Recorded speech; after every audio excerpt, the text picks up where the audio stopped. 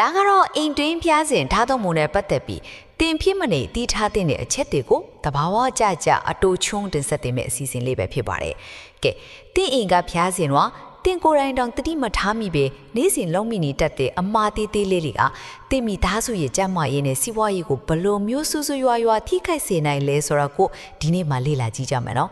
ပထမဆုံးအနေနဲ့ပြောချင်တာကတော့ဖျားစဉ်ကိုလုံးဝပြစ်မထားဘူးပါပဲစဉ်းစားကြည့်လေကိုအိမ်ကိုလာမဲ့အရေးကြီးဆုံးဧည့်သည်တော်ကြီးကိုညစ်ပတ်ပြီးအနန္တမကောင်းတဲ့အခန်းထဲဖိခေါ်တယ်လို့မျိုးဖြစ်မနေဘူးလားဒါကြောင့်ဖုံးတက်နေတာတွေပင်ကိုအိမ်တွေနောက်ပြီးညိုးနေတဲ့ပန်းတွေရေဟောင်းတွေနဲ့ပုတ်သွင်းရတဲ့သစ်ထီမုံတွေကိုမစွန့်ပဲဒီတိုင်းထားတာမျိုးကအိမ်ထဲကိုအညံ့ထတဲ့ခေါ်ဆောင်လာပြီးစီဝိုင်းထိခိုက်စေတတ်တာမို့ချက်ချင်းလဲလွယ်တန်ရှင်းပေးဖို့အရန်ကိုအရေးကြီးပါတယ်ရုပ်ပိုင်းဆိုင်ရာတန်ရှင်းလုပ်ပြီးဖွင့်ရင်ဒီတတိထားရမယ့်အချက်ကသုံးနေပစ္စည်းအသုံးဆောင်တွေပါ